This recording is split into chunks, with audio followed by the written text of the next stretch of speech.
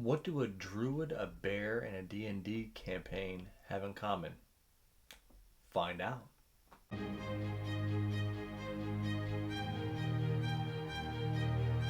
Be more than human. Hello and welcome to the channel. My name is Joseph Carroll. I write under the pen name J.R. Carroll, and today I have a triple book review for you. And it's been a while since I've done one of these, but what I am doing this month is a readathon, a competition of books, if you will, over on Andrew Wizardly Reads Discord. So I have to do 8 books this month, and I figured, it would be hard to try and because I mostly review the book, almost all the books that I read. So I thought it would be hard to have 8 book reviews in one month. So especially with these books, I figured I'd just kind of put them together and give you non-spoiler filled reviews here. It's going to be kind of short. Just kind of give you what I got out of these 3 books. These None of these books are actually very long at all, so don't want to give too much away.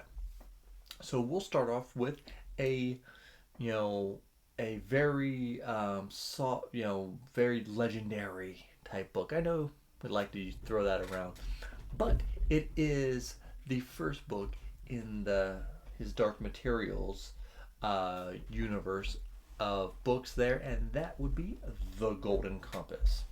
Now, my friend had been telling me to read this book for quite some time. I remember watching the movie. I want to say it had Daniel Craig in it back in the day. This might have even been before he was James Bond, or at least right around the time he started. And I remember thinking, it was a decent movie, a little dark for being somewhat of a kid's movie. But I guess the movie didn't make as much money as it was they were hoping because they never made the sequel. But I was always told, "Hey, check the book out, check the book out." And it'd been so long since I seen the movie, I really didn't remember what it was all about. But this is a very interesting universe. And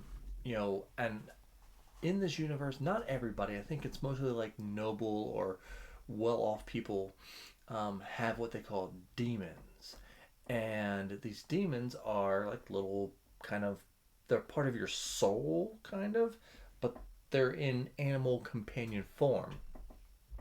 And for younger people, these things can change from anything. They could be a cat, then turn into a bird, and whatever, a dolphin. But I guess as you get older, they find what form they like to be in, and that's it. Um, but this is like a sci fantasy book because it kind of gives you a sort of a modern day feel world with um, kind of with a steampunk feel to the book, and you have children that are going missing, and then it turns into kind of a quest.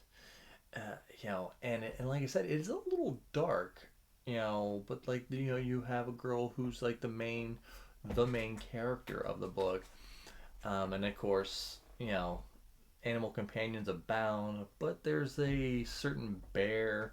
If anybody, like, that's what everybody remembers from the movie, especially the fight scene. But if you don't, don't want to ruin anything for you. But I believe that this is going to turn into a portal fantasy, I think. But again, we'll see. But very good book. I was excited to read it, and I was not disappointed. I feel like this is going to be one of the better reads of the month. Then next up, we had this was kind of like a Discord. They gave us like 4 options of books that we could read, and so I read NPCs. And this book, it's a different type of book. It's kind of it starts off as it's not Dungeons and Dragons, and I think the only reason it's not Dungeons and Dragons is because the guy didn't want to get sued probably. But these at the beginning, these kids are basically playing Dungeons and Dragons, and then you go from their overview of them playing the game to you just kind of being immersed into the characters and the story, and every once in a while you'll kind of come out of it and the story and the narration will acknowledge that it's a game being played, um, which was really cool. um, but I feel like it would be better if you are a hardcore Dungeons and Dragons player. Like a lot of like some of the, I feel like there's a lot of in jokes, that go on. But it was enjoyable. Um, and the guy's an amazing Drew Hayes, an amazing writer. Just not normally a book I would pick up, but I think if you like D&D and you're really into it, you're gonna love this book. This is gonna be a book that's just gonna be up your alley. And then the third and final book, that I'm especially not going to do spoilers for because it's the second book in the series. I finally made it back into the world of the Iron Druid, with Hexed, book 2, of course. And Kevin, he knows what he's doing, man. This book is just fun.